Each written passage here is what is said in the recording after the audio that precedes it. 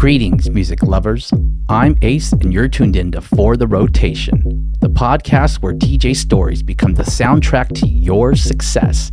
In each episode, we'll embark on a journey through DJ stories that transcend music, weaving through the highs, the lows, and the transformative power of resilience.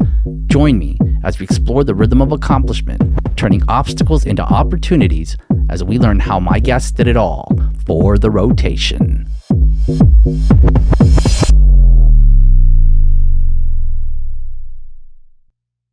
Welcome to For the Rotation, episode 6, live.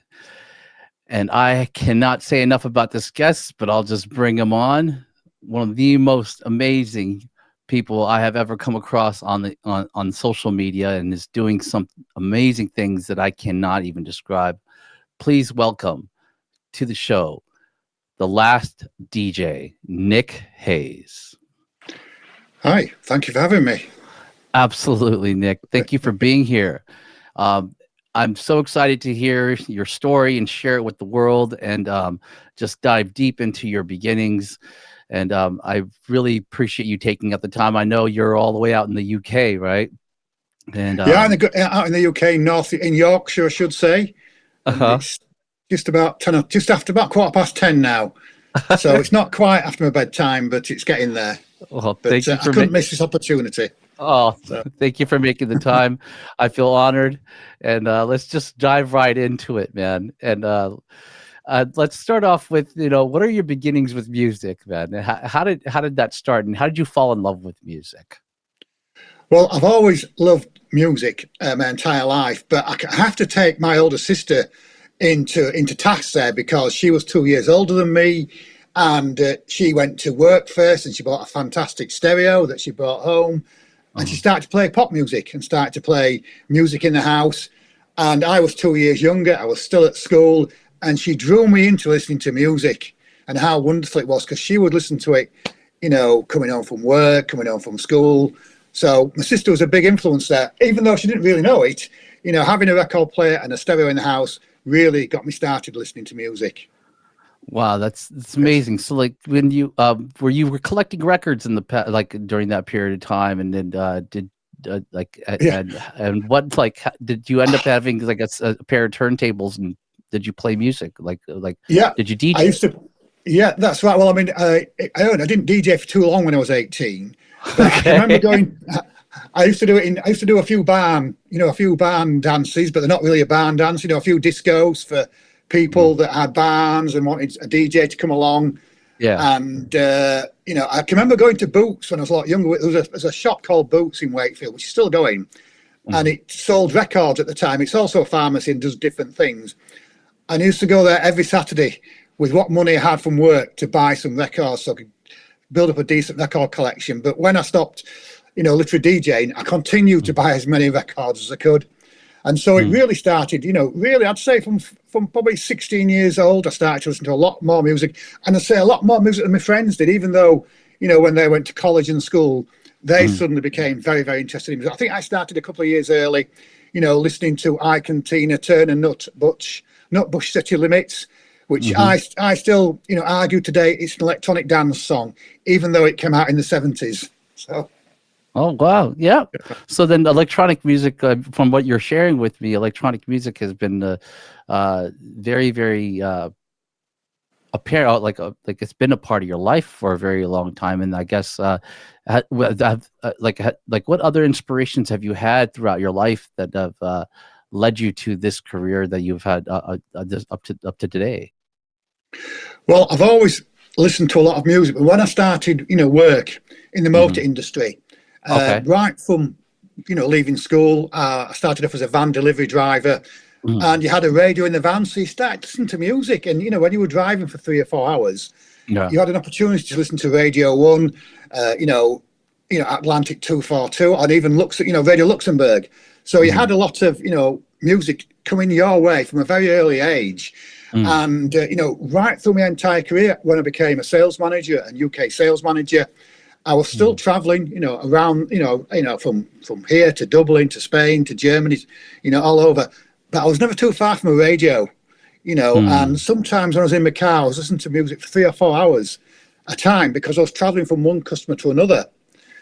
So, the radio was probably the biggest influence. And second after that was internet radio, which was a massive influence to me because internet radio, to me, gave you thousands of radio stations with thousands of different genres available 24 hours a day for virtually no cost at all. So really from being, 55 years old, I had a great opportunity to listen to a lot of music. And I also believe a massive input of music means you start to create an output from music, certainly if you're a DJ or you want to learn to play music. So a big input means a big output. And that's why I always say to DJs, you're not only a good DJ, but you'll become a very good producer if you stick at it. Right. Yeah. So what did music do for you when you were listening to it, and why were you so gravitated towards it? And there's people who just listen as a hobby, right? But it's from what you're sharing with me, it was a part of your life. Yeah, it was part of my life. It was a very emotional connection because it kept you awake if you were driving the car. It was an emotional connection, and it was always. I found it really great to be waiting for the next track to come up or the next sound. And I always was very interested in the different sounds and different, music you could hear because synthesizers had started, more and more from 1980 onwards. So there was a lot more interesting sounds coming along. And it helped you get through the day when you were seeing 7 or 8 customers a day selling, car brake pads. You had to have, something to boost your day sometimes when it wasn't going too good. So it was really, an emotional part of my journey. It makes you feel happy. All music makes you feel happy, I believe, whatever genre or whatever music you like. And so, it's just a great thing, and it's free and it's readily available. So, I was in my, I was in the bedroom the other day and I was doing some paperwork, literally, getting ready to put some music online, and had the radio going in the background, and I almost stopped what I was doing to listen to the internet radio because I was enjoying the music so much. Oh, wow. So, was there a moment when your life switched and you started dabbling into the world of production? Like, when did that happen? Is there a moment in your life where things started changing, or how did you start getting into that? Well, I'd say that I'll take a step back. What really changed my life was when I was 55 years old. Okay. I was I was a brake pad, car salesman. I sold brake pads for a living, and I wanted to progress in my job. And I've been in the same position for about 10 years. I still loved working, doing that. And the only way I'm going to get promoted at work if I get an education. And there was an opportunity when I saw an advert in the paper saying, "Come along and join Open University in the UK." Particularly before the fees were going to go up. So it was the last opportunity to join the Open University for about £500 a year. And I thought I'll do a business degree over 5 years. And little did I know how much it would change how I thought, how I worked. It was a complete game changer because it gives you a set of tools to look at life differently and to understand processes. And bear in mind, I left school, with very little education. When I left school, when I was 16, you basically got out, you went and got the first job you could so you could pay your bob when you lived at home. So going to university when I was 55 was a game changer for me because I learned so much and it gave me so much confidence. And I was happy to take anything on board. And it made me think, well, I love music, how am I going to create music? And I thought to myself, well, I can do anything I want now. I've got a degree. Let me get into it. And so when I was 59, I finished my degree. I graduated, from Huddersfield University in York. They sent me there, and then I had a massive void because I've been studying 10 hours a week to get this degree. Wow. I thought, right. So all that time was a massive vacuum because when I was traveling abroad, I was taking my computer with me so I could study about different theories, and all that time was now spare because I was still traveling. And so I thought, right, let me have a look at trying to mix some tracks together because DJ software is very cheap. And I realized I was absolutely terrible at doing that. But what I did realize was that I was very good at cutting the tracks up and making a different sounding track. And I thought to myself, I like this. I wasn't trying to be very good at it. I was just trying to enjoy myself. And it was more or less at the same time when Serato Studio came out, and they produced software for DJs to help them become producers. And that was a total game changer for me, because I suddenly could actually create music on this very cheap software. And I did it very quickly. Right. And I entered a competition of theirs by sending a 1 minute track in. And I was one of the 8 winners. And that's when everything began to click. I thought, how can a 59-year-old, how can a 59-year-old man become one of the Serato Studio winners, on a piece of music? And that thought, so maybe I should take myself a little bit more seriously. And that's when things began to click when I was about 59. That's amazing. So, yeah. It was totally unexpected. And I thought, and it was actually a vote by people on Instagram. So it wasn't chosen by the company. You were voted whether your music was any good. And so I was quite proud because, I got some software for free. But the most important thing to me was they sent me a little, avatar of myself. And I've kept that today, I thought that was brilliant. So a little avatar, was like me, playing music. So that was nice. So it was all seemed to come together. I needed something to fill a void. I wanted to do music. Serato Studio technology became available for me to create music without knowing all the frequencies and science behind it and LFOs. And then, I continued that journey, hopefully becoming more and more sophisticated with more equipment and more software. Wow. So I'm curious to know, just to take a couple of steps back and just kind of like really understand this and learn this about about the move that you made at the age of, so you said 55, right? To go get educated, right? But, where would you say, or can you describe to me like what your mindset was before that age of 55, right? And where I understand that, you go get a job to pay your bills and you do this and you do that, but would why would you have, I would say, what led up to that point? And where was your mindset until you said that, and I know that you said you reached us to a certain point where, like, if I want to grow, in the way I want to grow in my career, I need to go get educated, right? But where was that mindset before? And then after going to school and getting educated, what was that mindset afterwards?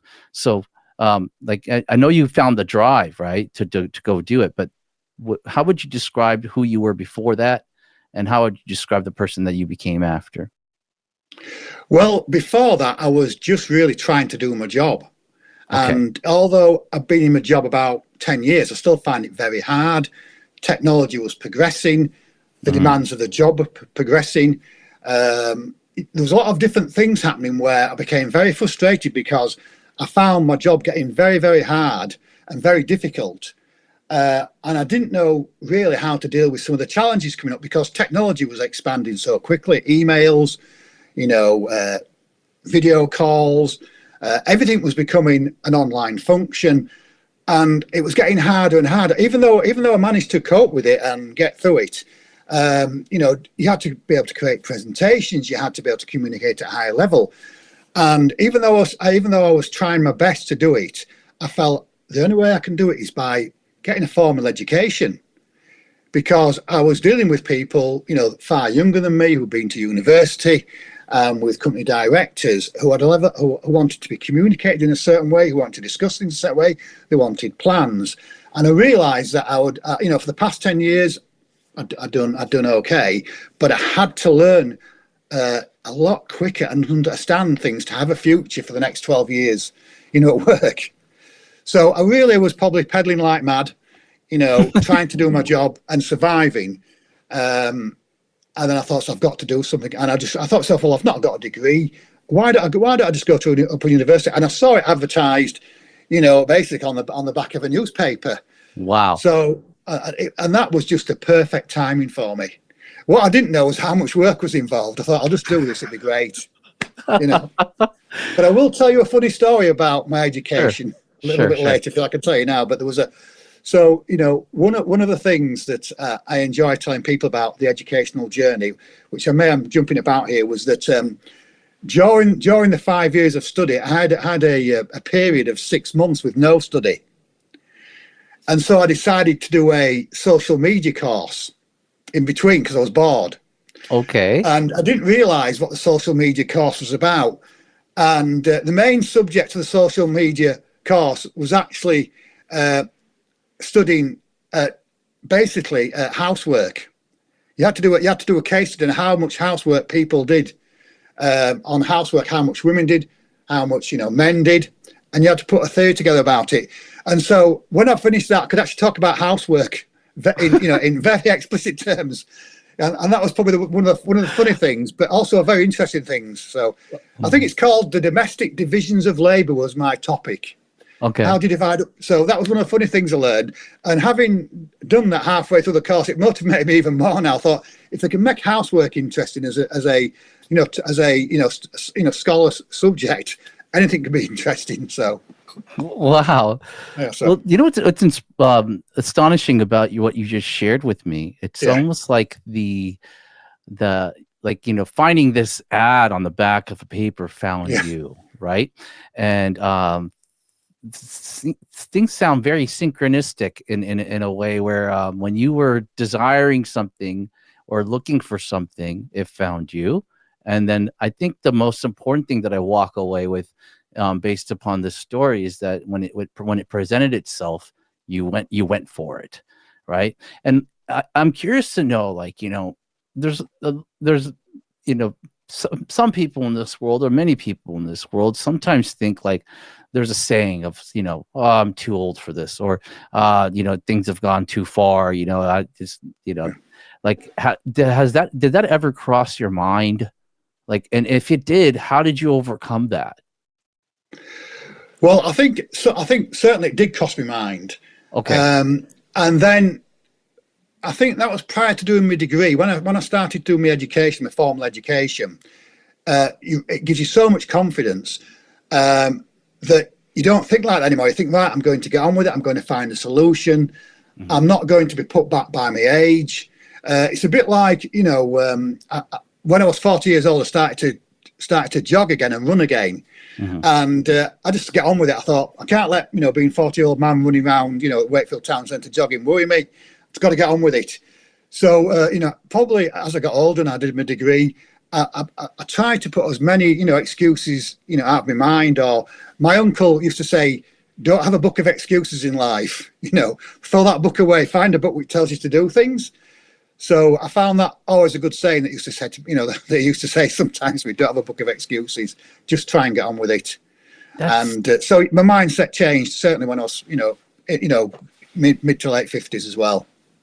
That's amazing. That's great advice, actually. That's very inspirational advice. Don't have a book of excuses. And I think people can live by that. A lot of people can learn to live by that, because we all have different excuses in life about why we can't do something or why things can't happen. And instead of just going for it, and so after you got educated, right? And I find this fascinating that you took a social media class, because I mean, a lot of your career has been built off of that, right? To this moment. But we can jump into that in just a second. Yeah. But I think after you got educated, you went to school to get better at your job, right?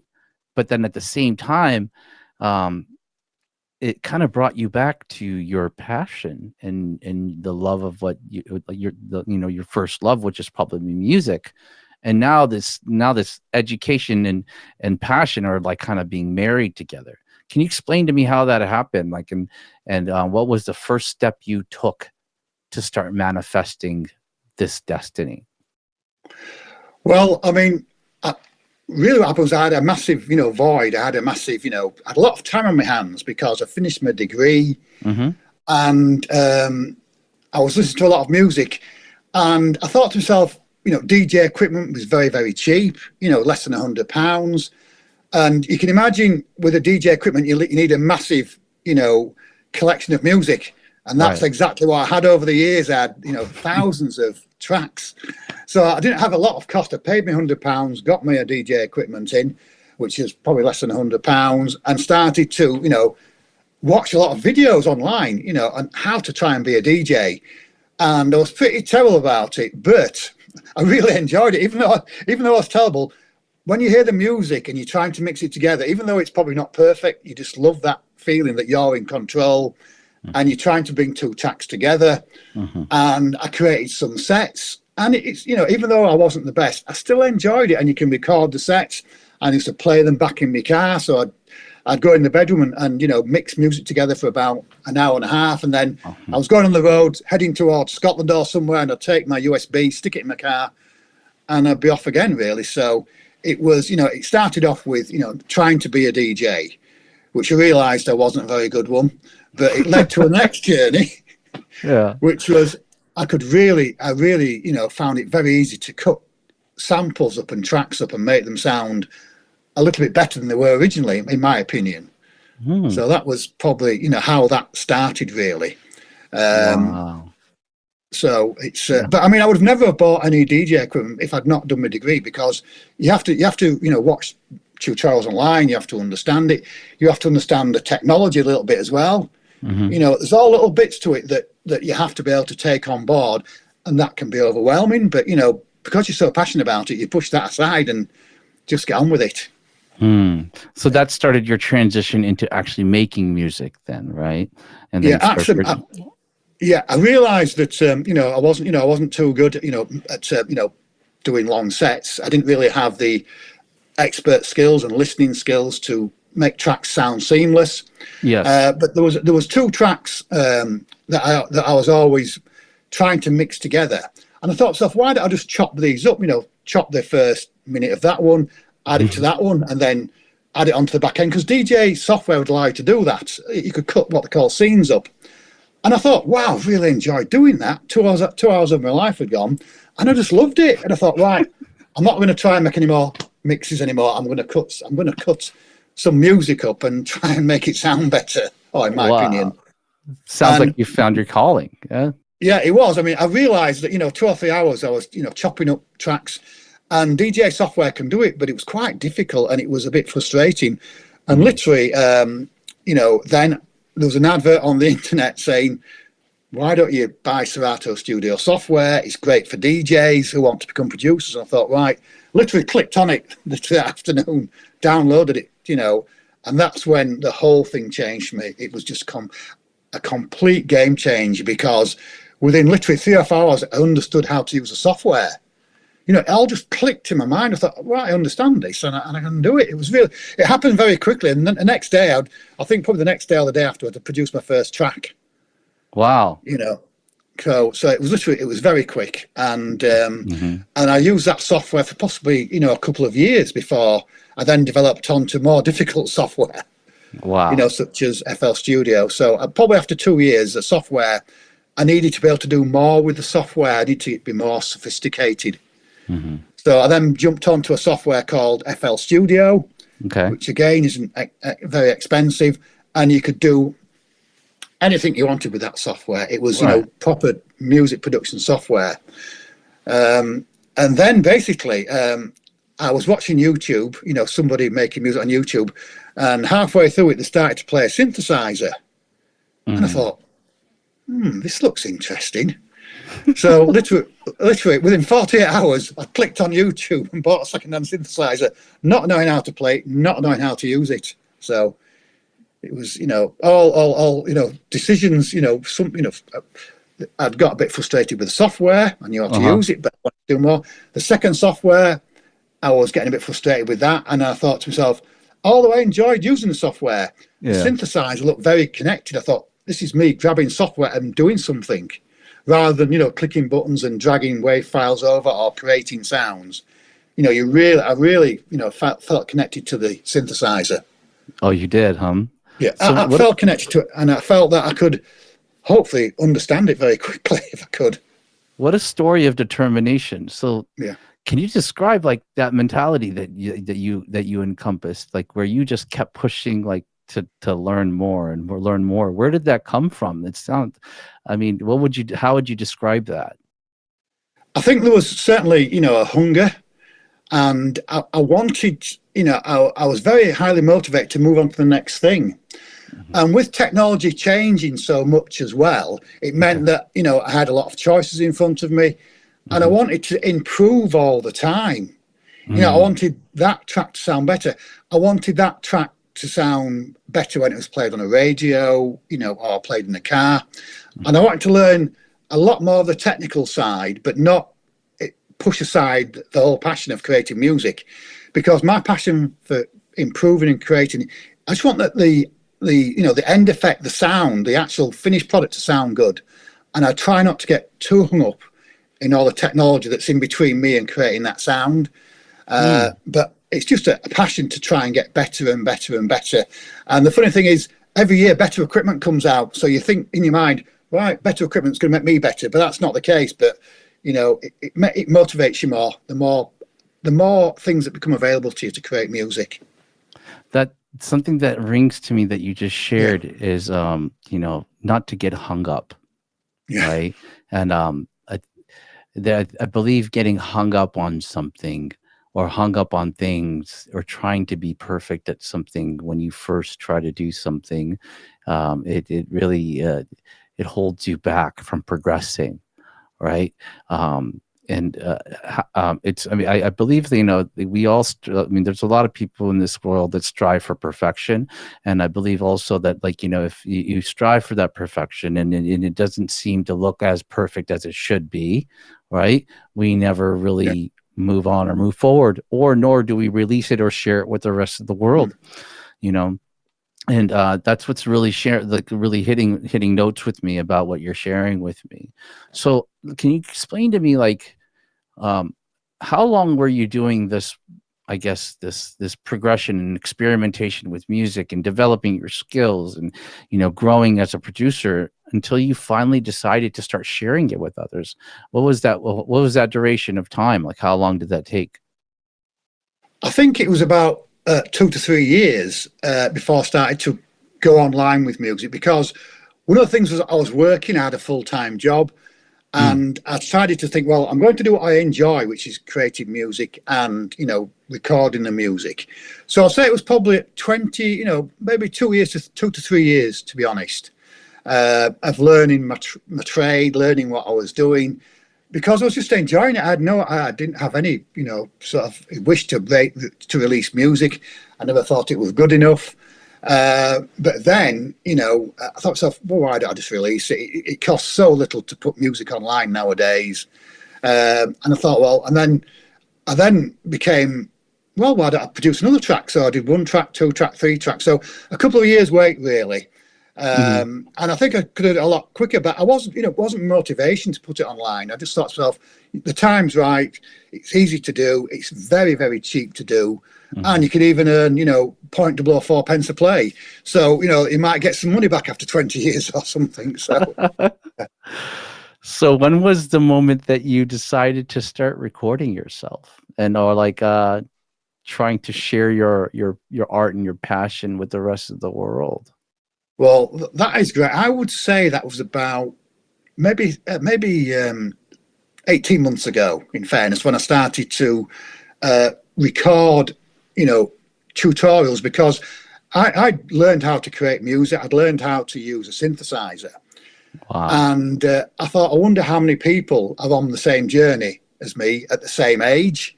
Okay. And I thought to myself, well, I'm going to retire soon. Why don't I just record myself playing music, and also give people, do some 1-minute tutorials? And I did that for about 6 months, and just put videos on YouTube, videos on Instagram, and I got very little response. People would watch them and maybe get 50 plays a month or something, and I got a few questions. And then the big game changer for me was when one of my friends said, why don't you just record yourself in the video so they know it's a real person and not somebody with just a pair of hands, touching the keyboard and talking? And that was when it really, really completely, changed for me, because, that first video had, was it, I'd like to say 3.3 million plays, but, it was quite a substantial amount of plays it had. And then, it just went from there, it just went absolutely, crazy. Wow. What a story. That's a lot to be learned for anyone trying to understand whether like why something is working, especially in the world of social media or sharing. Sounds like the reason why you have seen this response is because it became authentic at a certain point where you know it really showed the person behind it. I mean, did you have any was it uncomfortable for you to start doing that and showing your face, or like did you have to overcome certain fears or anything that like in between, or were you really comfortable right off the bat? Well, there was a couple of things. One more important thing was I had to buy another camera. Okay. So you know, I had to have two cameras. So Yeah. that was one else. So I had to go online and buy another camera. And then I had to work out how to connect them and sync them all together. So it was Right. Right. another bit of a journey. That was Hmm. another 10 hours on YouTube. Um, so, and I did feel very uncomfortable, I have to say, because I wasn't, you know, I hadn't done it before. You know, I hadn't, you know, I hadn't, you know, made any videos before. So I just thought I'd do. I just did. In the end, I did a side view of me playing a track. In the end, Got it. and I had a massive monitor at the time on my desk, and I didn't have the best lighting. But one thing I was determined to do was to make sure the sound was excellent. So I recorded the sound directly into my laptop and not with a microphone. So that although the video pitch wasn't very good, the actual sound, you know, was good. And I think that probably helped me on a journey because there was a picture of somebody, you know, my age, you know, playing a synthesizer and it's hopefully really good quality music over an iPhone, you know, over somebody's iPhone or computer coming out. So I was very uncomfortable, I have to say, you know, but when I got a few nice, you know, responses and people saying to me, how did you make that sound? How did you do this? This is really good. Yeah. It was very, very overwhelming because, you know, going from 500 followers on Instagram to, I think it was 100,000 in probably 2 months was very overwhelming. You know, I thought something was wrong. I had to phone my friends up and say, what's happening with my Instagram? Something's gone crazy with my Instagram, I said to them. So, that's that's funny. You I couldn't didn't believe understand it. I you had no couldn't idea believe it, huh? yeah, I couldn't believe it. I had no idea. And Wow. when I put my phone on in the morning, I switched my phone on. There was all these red icons with notifications. Yeah. Yeah. And one of the tracks put on it had 2,000 comments. I thought Uh, there's definitely something gone wrong with Instagram here. So you know, so it was very overwhelming and you know very very you know strange, you know, for the first couple of months until I could understand what was actually happening. oh man, that's. I mean, I guess like, you know, it's something that you don't expect to happen, right? But at the same time, it's kind of like you figure out that something works, and that's a beautiful feeling. So, like, taking me a little bit more forward, you know, like because I mean, actually, let's talk about sounds. This is a good Yeah, spot, okay? Because I mean, I've watched many of your videos, yeah. and they're absolutely like I love them because I'm an audio engineer. And that's how I Oh, started, and you use sounds. You use sounds, and the sounds that you use, I feel that you use them based upon your inspiration that you have around you. Like one of them, I think it was like, you know, a grass cutter, you know, a yeah. grass trimmer, and like some of them are just like leaf blowers, and like yeah, and I find it so like inspiring that you actually like you do this kind of like this really natural or this organic way of actually looking at sound and then incorporating it into your compositions. Can you share with me like how that came about? When did you start doing that, and how did that become a part of your your process of creation? Well, I moved from you know the bedroom, you know, from the front bedroom into the garden because Okay. it was quite frustrating in a hot bedroom, and you felt quite alone. Yeah. And even though you know I had a couple of cameras and I could go online, I wanted to go outside, and that's when it all changed because um, I hadn't got a table outside, so I dragged the dustbins had just been emptied, the paper bin and the bottle bin had just been emptied. Mhm. So I dragged those into the back garden and I set up outside because we had some power supply outside. And when I was doing my first video outside, we lived near a train station. So the train would come past quite often, every 15 minutes going to Leeds. Yeah. And on the same day that it happened, the refuse wagon was still unloading and loading at the bottom of the street. So I had a lot of sounds conflicting while I'm trying to play music. So I thought, well, I might as well just add them in. I might as well get the strimmer out. I might as well, start with other equipment out there. So, and a lot of times the sounds did actually did actually complement the music. And it also gave people an interesting starting point in the music. What's it doing with the strimmer? What's it doing with that sound? So the sounds were already there, and they just influenced me straight away. When I was going outside to do a video, playing some hard techno, I was interrupted quite a bit by all these sounds, and one of the, and also by the Amazon driver delivering as well, So and he brought my parcel to me while I was playing that day. That was very funny. I love it because it's like things that like I know that I hear, especially when I'm at home, and I find it so like fascinating that you actually found a place to put it, right? And within your composition, and it's absolutely super creative. And speaking of creativity, I love your ability of just continuing to evolve, right? Your videos that you create are just some of them that you're using, which I definitely know that you're using some AI. I mean, I'm just fascinated that you actually are able to do that. Like, explain that to me, like, and how important, like, what important role does AI play in your life at this moment? Well, AI for me was not something I really wanted to do, but it was becoming such a big part of your life because of Google, because of online digital connections with different, organizations. If you want to speak to Inland Revenue, you're connected by AI to a digital network. So you have to embrace it. And I think one thing that what helped me on my journey was that social media services were also starting to embrace it. There was a lot of fear. And then suddenly they came on board and said, right, you can speak to an AI assistant, we're going to embrace AI. So I felt it became legitimate for me to get involved in it. I didn't want to do it at first. But then I found an app, really a simple phone app. And that company, the company had just started to produce certain ways to convert videos, to make them more, more colourful.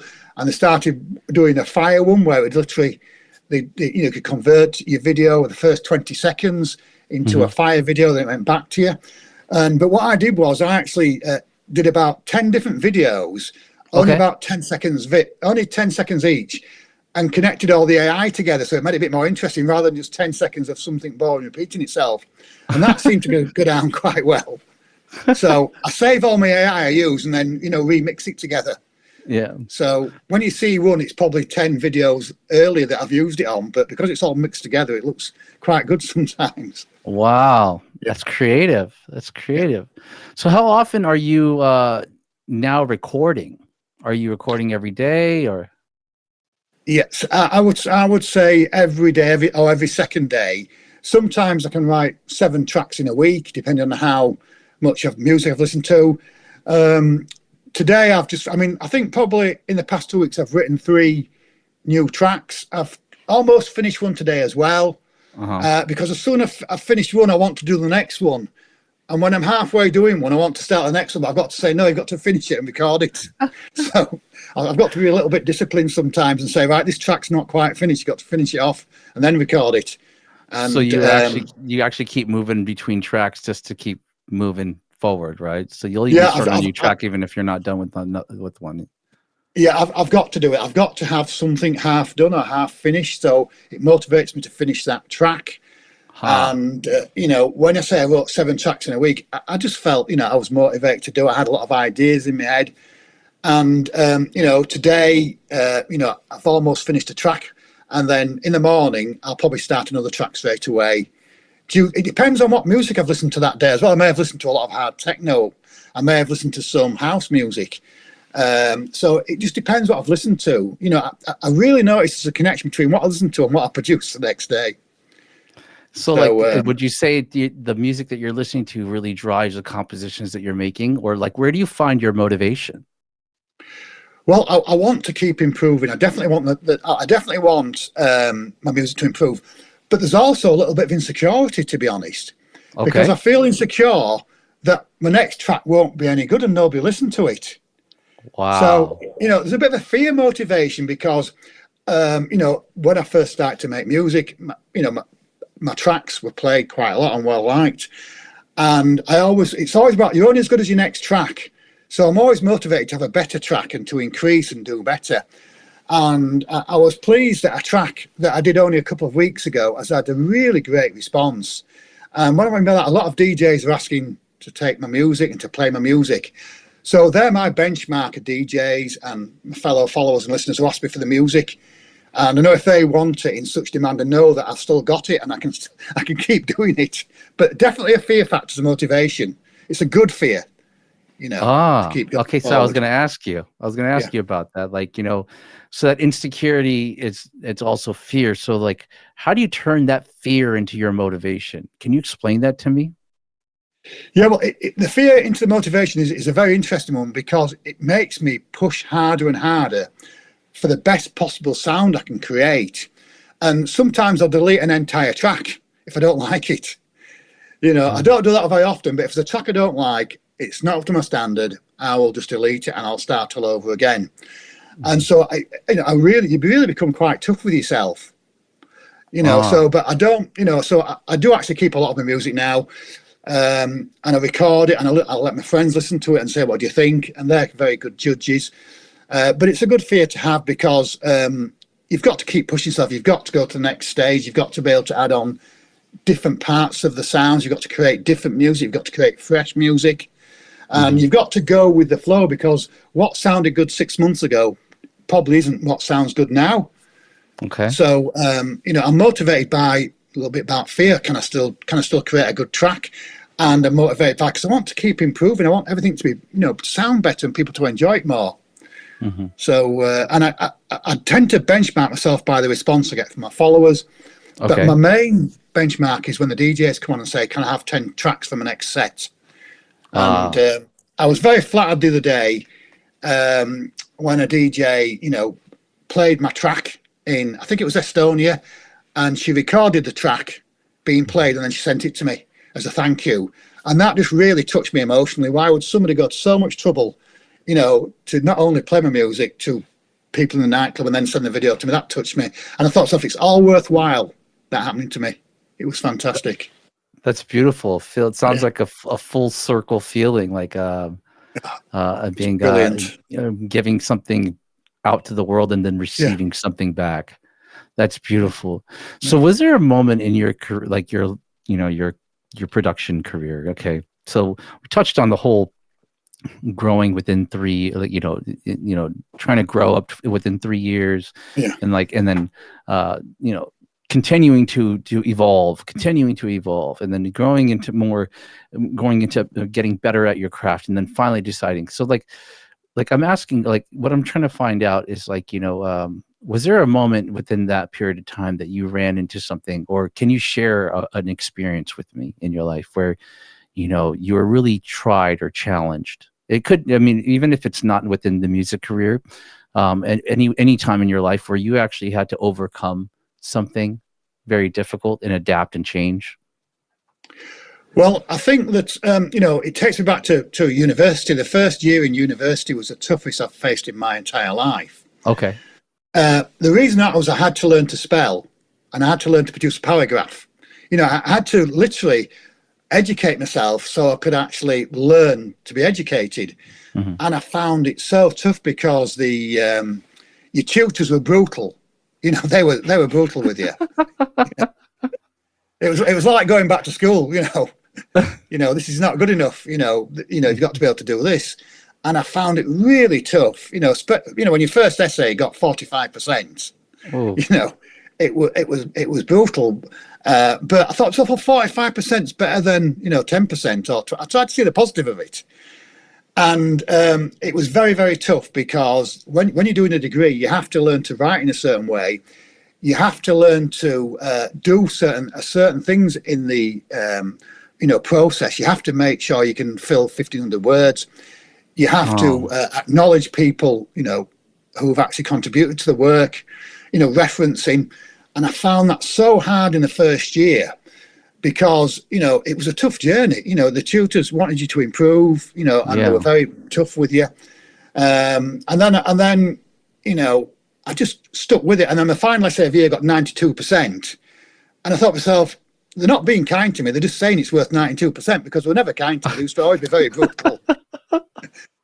So when I got 92%, I thought to myself, right, I can go into the second year now with that in my mind. So. Wow. So you know what? Then these things that you're sharing with me, and all the things that are compiling up to like what you've just shared up to this point, it really shows that you're very resilient, Nick. And I mean, can you describe what resilience means to you, and how do you channel that in your life? Well, I mean, I'll give you a good example. From yesterday. From yesterday, the track I finished today, I thought it was terrible yesterday. Okay. It was 4 minutes long, and I only liked the first 60 seconds of it. And I thought to myself, how can I progress this track? How can I take this track forward? I didn't know, what to do. I was stuck, and I thought to myself, right, I'm going to really just stop. I'm going to stop. I'm going to switch the synthesizer off. I'm going to put some music on. I'm going to put some house music on, and I'm going to just indulge in myself. I'm going to look what's happening on Google at the moment and just completely relax. And it really sort of recharged my batteries. Next morning I couldn't wait to get up to have a go at the track again. So it's a form of resilience, but it was almost like a natural reaction for me to say, right, stop, don't delete it. Take a step back. I know it's easy to say, but that's what I did. I stopped, switched it all off, put some music on, and there was some great house music on that day on the radio. It was really, really nice house music. And the thing about the internet radio, you don't know who's playing, so you just listen to the music. You're not looking for a certain artist. And, when I stopped and, relaxed and just looked at what was happening on the internet and what was happening on Instagram, etc., the next morning I was raring to get into that track.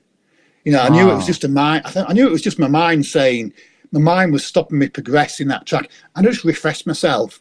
And I think probably resilience to me is refreshing yourself and really starting again, because the next day, another day is another day. It really is. I felt so different. And within about 5 minutes, I completed the track, and I was raring to go, on the next one then. So that's the first time I think I've ever heard that, and I'm walking away with a lot of knowledge that way, which is like to channel your resilience is to take a step back, and to just understand the next day. The next day is another day, and I like that because when most people talk about resilience, it's usually like I find it deep down inside of me, and I push harder. But from what you shared with me, is that the strength comes from patience, right? Yeah. And that's beautiful, because I think a lot of people aren't too patient when they want something, right? And then you want to get something, and you want something so bad that you don't allow the patience to take over in order for you to achieve. Yeah, you have to do some sort of like reflective learning. You have to try and learn, from your mistakes, and you have to learn. And maybe, one thing I tried to do when I was at work, I'll give you probably an example when I was working.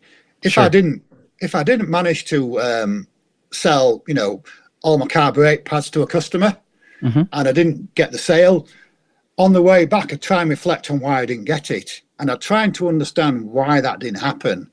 Was it me, or was it the customer, or was it the product itself? And I used to do that all the time. And then I realized I was doing it less and less because I understood what I was doing wrong, and I learned to do it right. And I understand that process is reflective learning or reflection. And it really helped me, move forward. And it probably applies to creating music. I found that when I was creating music, and I didn't like it and I had to stop, the next day the music did sound completely differently because I was coming with a fresh mind. Mm-hmm. So, try and reflect on, what's not working, take a step back, relax, and then try the next day, and try and reflect without being too serious about reflection. Just think, why didn't he buy that off me? Why didn't that happen? Well, I understand that. I wasn't prepared enough. Maybe might have been the answer, or maybe he didn't have the customer, didn't have the money. So just try and reflect, but don't be too serious about it. Just try and pick up on yourself a little bit. I think you hit the note right there. Yeah. My question was going to be, reflective learning could also be a little bit difficult for some people, because I think it would be like, you could be very hard on yourself, or maybe even beat yourself up for things that didn't work out for you. But I think the real key thing that you really hit on the head was like, don't be too serious. I think it's a very simple thing to say, but at the same time, I think it's a good thing to keep in the mind, and in order to actually really have something good come out of your reflective learning, right? And you can't really change the past, obviously, so it's more important for you to move forward, right? Yeah, absolutely. I completely agree. And so you've got to keep, tomorrow's another day. You've got to keep going forward, and trying it. Even though things do go wrong, the next day is another day, and it can be completely a different day for you. And try and enjoy yourself the next day as well. Try and do something that makes you a bit happy, which in my case is switching on the radio and listening to some music. I love that, Nick. Okay, so let's touch on something that I'm dying to understand. Okay, Yeah. What the name, The Last DJ? Where did that come from? The Last DJ. How did you find it? Yeah, that's a very, very interesting question. It was going back to probably in the 90s, when I was a traveling salesperson. I became quite bored, and had this idea to write a couple of books in between traveling to go to see customers or staying overnight. And this was before my degree. So I managed to write a book, called Welcome to the Clouds Above. And I thought that book was quite boring. So I thought to myself, I need to write a more interesting book, which I never completed. And the book was going to be about the last DJ in the world, because DJs weren't allowed in the world. And it had been politics had said there was no DJs. So there was going to be no DJ in the world at all. And there was only one DJ left in it. And it was his job, to actually survive and bring music back to the masses and to play DJs on secret sets. And so the book was about the last DJ. What would happen if there was only one DJ left in the world? And how would he bring music and passion in music back to the whole world? Because governments around the world didn't allow DJs. So there was one DJ hiding stopping from being arrested, stopping from being, captured. And the book was going to be called The Last DJ. So I still might write the book, but it depends if I have time. But that's where the name came. I thought, right, I'm going to call myself The Last DJ. So it was the first thing I thought about when giving myself a name, So that's why it doesn't come back from, people say to me, it comes from the fact that you were the last DJ on, or nobody could remember your name. No, it's actually a book title I was going to actually write. So there's the clarity. Yeah, I get it. So it's for the unfinished book. Just like maybe one of your unfinished tracks just waiting to be finished. Yeah. Right? I hope you finish that book. Yeah. Since I've been thinking about it, I definitely put more and more chapters together in my own mind.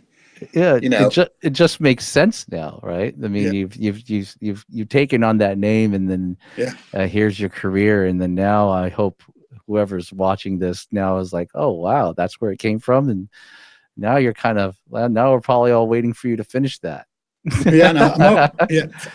I think it fit well on a lot of the channels now, like Netflix or Amazon.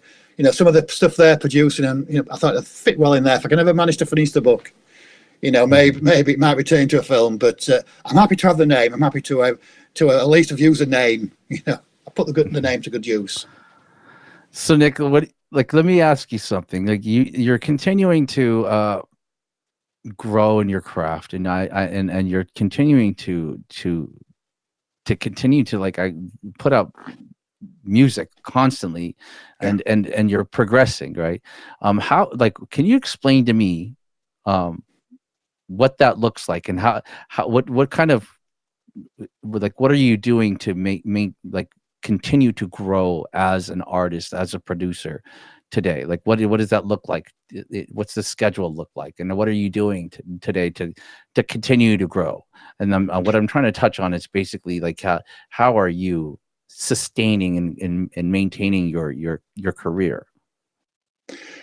Well, the next important stage, the next thing that motivates me is I want to play live a lot more. Oh, okay. So I've got a lot of live. Well, I've got 2 or 3 live, sets planned. I do play locally quite a bit, in Leeds and in Todmorden, and also in Wakefield. But I'm also booked to play some festivals this year. So I have to really keep my skills up. I have to have the best possible music, for those festivals and for those raves I'll be playing at this year, because I'm asked to play all the time. I'm more abroad, but quite a lot in the UK. So I'm motivated by delivering a very, very high level of set, to my audience. And there's one thing I've started to incorporate in that. I've started to incorporate an effects machine. Okay. So it helps me transition from one track to another on my synthesizer, but it can also give a complete new meaning to the track. So after a long time of just playing one synthesizer, now I have an effects machine. Okay. And my real motivation is producing an hour set or 1.5 hour set of what I call bangers, because nobody will complain about listening to bangers for an hour. I'm sure they will. I'm sure they'll just get up and dance. Yeah.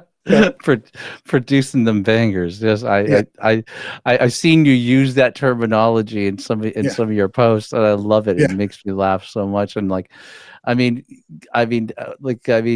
how many, when you're making this music, right? Let me just ask you something. Like, do you what's your choice? Like, I see your setup. Where is that really what you use to make your music? I see your speakers and your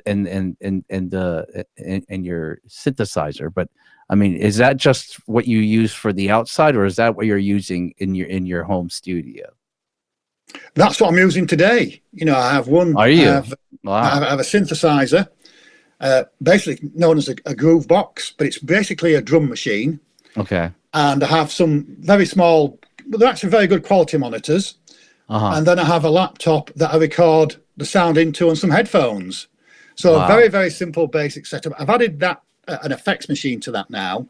Yeah. So it makes it sound better when you're playing live, because you can transition, you can go from one song to another. But it's a very, very simple setup. When I was playing in Todmorden the other week at electronic open mic meetup, where people meet up to play music, they just said to me, "Your setup's so simple." And I says, it has to be, because, I have to be able to get a good sound out of it, and I have to be able to create music. So it's a very, very simple setup, less than £600, in cost. Wow. And, you can, and the setup itself, the synthesizer itself comes with some of its own patches or sounds. Uh-huh. And I like to go into those sounds and completely destroy them and make them my own. So if I hear a drummer sound, I like to make it my sound, or I'll create it from scratch. So very simple setup, nothing complicated. No £5,000 or £10,000 of equipment. Just some equipment bought off eBay secondhand, and some cables. So there must be a substantial difference when you go from your home studio, right, where you play, and then you take it to a big sound system. You're talking about festivals now, right? So explain that to me. That just sounds absolutely insane to me, that you go from those speakers that you use. Well, I can best describe it when I played live at the Counting House in Wakefield last year. Okay. And that's upstairs in a pub. And the thing that shocked me the most was it played 1,000 times louder than my speakers at home. The lights were so bright, I couldn't see anybody at all, so I couldn't be nervous. I just had to play, because I couldn't. The sound was fantastic. It was a great sound system, but it was very loud, and the lights were so bright, and I just went into my own world. I just played my music, but it's such a fantastic feeling, because when I looked up, I could see people dancing. So I knew the connection was correct. Right. And then when I played at the Hyde Park Book Club in Leeds, I played only 3 or 4 tracks there, but I played bangers, and I could see that the first 3 tracks, which were really hard bangers, people were loving it. And then I played a melodic track at the end, Yeah. and people didn't seem to be dancing as much. So I thought, well, that melodic track's going in the bin. I'm going to stick with my bangers. So it's a great feeling. That's awesome. That's awesome. So, I mean, let me ask you a question, and I'm curious to know this. And this is kind of what came into my mind right now. It's like when we started this conversation, we started off with the want and desire. First was like the love for music. Then we went into creating music, right? And then when you started creating music, then you started you started off as a DJ, right? Or started DJing music, but then you started making music. And after you started making music, then you started recording yourself, and then you grew your popularity. But let me ask you something. Like, now you're saying to me that you now are desiring to play live.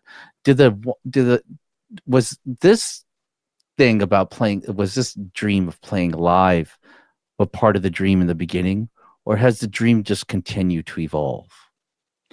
It was never part of the dream to play live at all, because I thought I'd be too nervous. Okay. I didn't think I had the skills. I didn't understand the technology to play live. So it was never part of my dream at all, until I joined Electronica North, which is a fantastic, I'm going to call it music club, but it's just a great collection of people who love electronic music. And they were all playing live, and I thought to myself, why don't I give it a go? Why don't I just have a go at playing live? And I watched them for 2 or 3 times I went there, and I realized it was a natural progression, but not till afterwards. I was very nervous at first, but because I was using the machine all the time and I knew how to play, it just became so natural. So I'd never ever intended to play live. That was never on. I'd always intended to do music videos, because that was going to be my journey, to help people create music, but never play live. And now I'm completely hooked on playing live. I want to play live a lot more. And I'm looking forward to some of the, venues I've got booked this year already. And I'm talking to a number of people who want to book me as well. So I'll be definitely playing a lot more live this year to bigger venues and different people. And it's so enjoyable. My friend's in a band. And in a band, you start straight away. You learn to play an instrument, you start a band. So they have a quicker journey to being in front of an audience. So mine was a longer journey, and he just said to me, when you start to play live, you'll never stop. You'll just love it. Wow, that's amazing. So it's almost like your journey's never going to end. You're just going to continue to evolve. And like I can see that in you, where you just constantly are not necessarily looking for the next best thing, but the next level finds you as you continue to be true to your craft. And that's beautiful. So now there's one thing I've always been curious to know. Like in all your videos, you have this book or something written in a notebook, right? And you can't really read what's on there, but I was hoping maybe you could shed some light on what is on that book and what you're looking at. Well, that book is actually the play order or the pattern order. When I have a synthesizer, it has 16 different patterns on it, 16 different scenes or 16 different parts. And I think most people create those in order, so you don't need a book. But when I create some music, I play completely out of the order I've created things in, because I think it sounds better. So I end up with starting on pattern 1, and then going to pattern 16, and then going back to the original pattern 1. And I ended up with these very complicated patterns, and I could never remember them. So I have to write them down. And it also gives me the opportunity to rewrite the music when I've finished it. So I might start off with, a very slow start to the track and then build it up. And then I might think that's rubbish. So I'll then rearrange all the patterns into different orders. So they don't go 1 to 16. They might go 1, 9, 12, 13, 16, 22, 15, 6, whatever.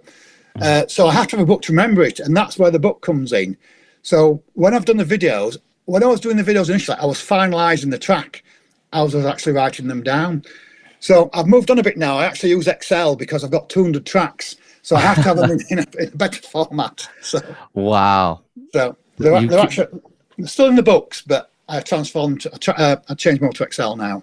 I find that fascinating that you created your own way to translate your music so you can actually play it. That's really, really cool. You're just, I mean, you just exemplifies this tenacity of consistently trying to evolve, and I love that about you. So let me ask you something: is there an artist out there that inspires you? What artists do you listen to that really helps you drive this music that you create? Well, I've got some original artists such as Armin van Buuren. Was a big trance DJ. Hmm. Um, John Digweed, who's a big house DJ. Nick Warren. Okay. But the most modern one, who I really do like, and I'll explain to you why I like this person, Amelia Lenz, Okay. a fantastic techno DJ. And during COVID, she played a fantastic set, Okay. what I think was a house. Okay. And it was also a cat kept coming in, jumping on the vinyl records, Okay. but she managed to completely keep the flow of music. And so since then, I bought quite a lot of her, CD releases and music. I buy a lot of CDs. Mm. And one of my biggest inspirations, because of the music she plays, the style she plays, it's just great. Okay. And she's very skillful at what she does, particularly when she could play vinyl so well. Mhm. A lot of equipment will sync it for you. So one of the biggest influences is definitely Amelia Lenz today. I think her music is just, fantastic that she produces and makes and mixes as well. So, Wow. but I still listen to a lot of internet radio when I don't know who he's playing, unfortunately. But Amelia Lenz is probably my biggest influence to date. That's awesome. That's really, she's amazing. I love her music Yeah. as well. Okay, so let me ask you one really important question. I think this is really, really important. I think everybody can walk away with something. So thinking about your career up to this point and everything that you've done and how you've gotten to where you're at, right? If you had the opportunity to speak to your younger self, right? What would you say to your younger self to help them get to where you're at today, to make it a little bit easier, or maybe even do it a little bit better, or get through a little bit better? Well, I would say that one thing the biggest lesson I've learned probably is just think about the end result of what you're trying to do, and definitely not all the science in between and all the frequencies and LFOs and all the technical sound. Because when I started my journey with music, I approached it like a lot of people did, watched a lot of YouTube videos, tried to understand the complexities of making, a sound more interesting. And that can be very, very frustrating. And it tends to push you back because you're trying to learn all the time. I was taking notes, watching YouTube videos. I was thinking, great, I can make that one drum sound. So I spent far too much time watching YouTube and studying. And I was 80% on YouTube and 20% on my synthesizer or my software. It needs to be the other way around. You need to be 80% on your machine and 20% studying what other people are doing. And you'll progress a lot quicker because muscle memory kicks in, you remember things better, and you enjoy yourself a lot more rather than watching YouTube videos on how to do something. So get stuck in is possibly, the best message I can give people. Get on and do it. Wow, that's really, really good advice. Yeah. I think we can walk away with some really important advice from that, because I think what you're sharing is your mindset, and I think and I love that, because it seems like you just continue to evolve because you keep doing instead of trying to think about it. And I think a lot of us can walk away with a very important message from all that you've shared. So Nick, at this point, I'd love for you to share with everyone, how they can find you, and go ahead and share, like, what how, Yeah, where they sure, can find you and how they can yeah. look you up. Great. Well, I'm certainly on Instagram. I'm on Instagram as a Last DJ. I'm on YouTube as Global Shuffle Dance, but really it's now connected to the Last DJ. So if you Google Last DJ on YouTube, you'll find me there as well. I'm also on Threads, and I'm also on Facebook as well. But also on Facebook, I'm on as Nick Hayes. But I've connected them all to the Last DJ, so you can find me on Facebook, Threads, YouTube, and Instagram as well. But most of the social media channels, but those are the ones I'm limiting to myself. So I've got time to make music and also produce some videos as well. Keep producing. And so actually one other thing I'd like to know, and then maybe this isn't, I want you to share this with all of us, is what are you most excited about right now in your career, and what do you what are you working on that you can share with us? Well, what I'm working on at the moment is a lot of high density, a lot of hard techno. Okay. I'm definitely making normally when I produce music, I just let the flow go, but I'm trying to create a mindset where I'm creating a lot of hard, high energy techno. And because of that mindset, I'm actually making more high techno. The track today is a banger, or I should say it's a very hard, drum track. So I want to produce more of that music because I seem to enjoy doing it, and it seems to come to me a little bit easier as well. Mm-hmm. And I want to bring that music to audiences. I want to go and play live to them. I want to go out there, and I'm happy to write a track on the Monday and play it on the Tuesday.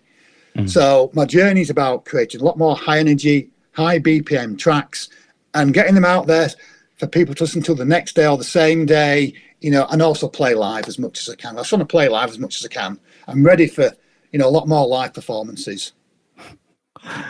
I look forward to more of your live performance. I look forward to seeing you live one day. I also look forward to seeing a lot more of your content because I love it, and don't ever stop, Nick. You're an inspiration to us all. You're also an inspiration to everyone who's thinking about pursuing their dream and just thinking about it only and not taking the first step and just doing. And we all can walk away with some very, very important information that you've just shared with us that will inspire us all to push on and push forward and stay motivated and actually be motivated to push forward. Because honestly, you're a walking example of it, of not only just not necessarily just reinventing yourself, but I think at the same time, just your level of belief really shows that anything is possible if you don't have a book of excuses. Yes, that's right. And you continue to push forward, right? And you don't get hung up on the details. Yeah. And you do more than sitting there and learning about something. Instead of that, you actually do it. Right. And you get on and do it and have a good time and enjoy yourself doing it. Have some fun. Most important, have some fun. All right, Nick. I encourage everybody to look up Nick Hayes, the last DJ. Nick, you are a legend to me, and I appreciate you so much. I look forward to me having you on in the future, and then even hearing more about your journey and what other things you've come across. And thank you for taking the time, Nick. Thank you. Thank you very much for inviting me. Thank you. It's been great. Absolutely. You have a great evening. And until next time, check out fortherotation.com for any other for other featured content. Thank you for joining us here live with Nick Hayes, the last DJ. Till next time. Thank you for tuning into For the Rotation. If you found inspiration in today's episode, please like, comment, share, and subscribe to our channel. Please visit fortherotation.com to view more episodes and support our podcast by purchasing some cool merch. You can also find us on all social media channels at For the Rotation to engage with our community of dream chasers. Until next week, keep the inspiration flowing and your dream alive, and return to learn how we do it all. For the Rotation.